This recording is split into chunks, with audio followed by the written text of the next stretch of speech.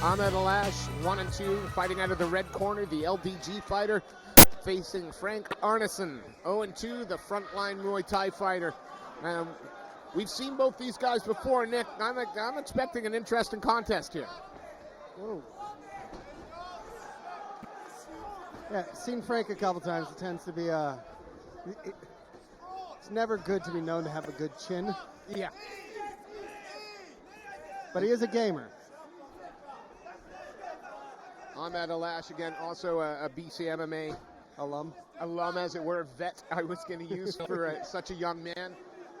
We know he's got clinical striking, tough as nails. Yeah, which surprises me right now that he doesn't actually break away, get back to distance and strike.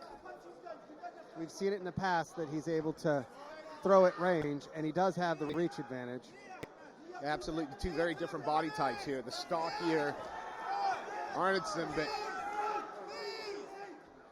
looks like Alash is certainly working the harder on the ground and landing some shots. Arnesen went for a head and arm throw, which is never a wise move in MMA. Very rarely do you see that work. And both guys working hard up against the cage, trying to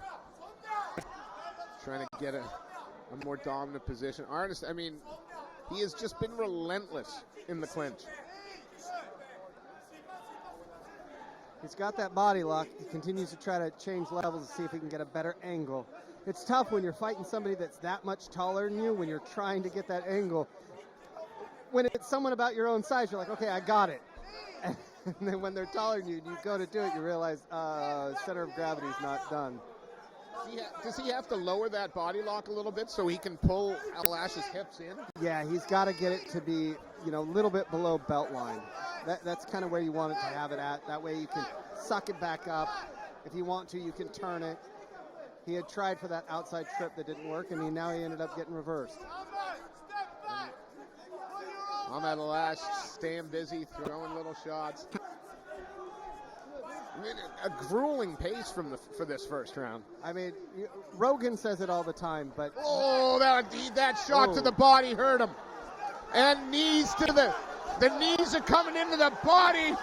Oh, somebody's been listening to the commentary. Arnesen knew that he couldn't take any more knees to the body. He was smart. Slung in on that double, now trying to at least get a hold of the leg so he can get to a better position. Ahmed Alash continuing to work. Staying heavy, 10 seconds left. Don't think we'll see a finish here. No, I think Armen's going to be able to hold on to that leg and stay pretty safe through the first. Now, as I was saying, Rogan says it all the time.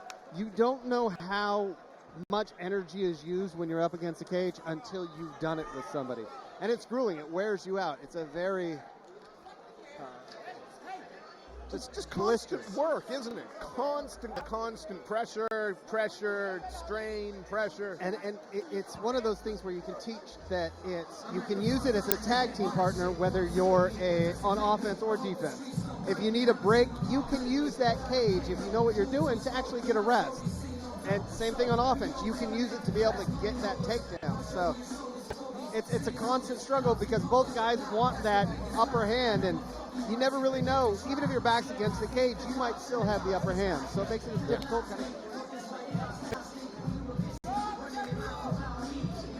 second verse, same as the first. If you're in the corner of Ahmed Alash, you tell him same thing? I'd tell him fight at range. Forget the clinch, forget the... Yeah, let's fight at range. Set those knees up to the body, because you can get them once you actually land a few out, and then let's go to the knees to the body. I mean, the distance there was just so telling. Hence the reason why Frank changed levels. Let's go for that shot. Let's try to keep him close to me. Ahmed working really hard to try and take the back now. Puts But one he's very hook in. high. Yeah. Slips over. And that's one of those things as well, is Ahmed might not have rolled with somebody that's got the body type. And so it makes it difficult to know. I'm sorry, I missed that. I couldn't see because in the cage. Sorry. Post was in my way, sorry, Nick. Not a problem. Get their instructions and away they go. Oh, Arnesen straight to the back. Has he got it in? I can't see whether or not he's under the chin or not, but his hooks are a little... Yeah, one out. He's trying to force the second hook in now. On the right-hand side, gets it in.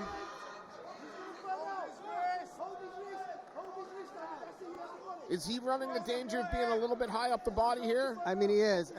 Ahmed needs to have one hand working on blocking his neck to keep control, and the other hand reaching up to that head to try to dump him over the top. If he's too high, he'll be able to slip out the back door. Now hooks in, controlling the hips.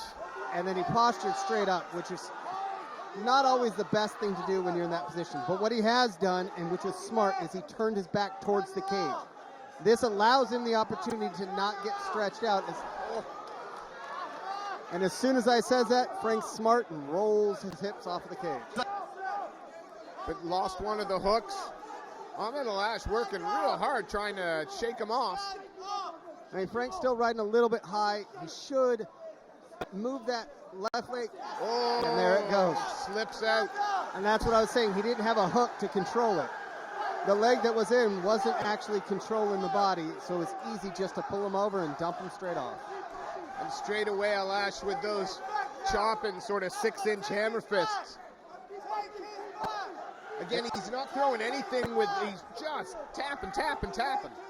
And the whole point, though, is he's got to keep moving because he's not intelligently defending, so Frank's got to get out of there. He can't just sit there. I know they're not doing any damage, but if he's not moving, they're going to stop this fight. Oh, he looked for the knee to the body. I got to give him his props for that.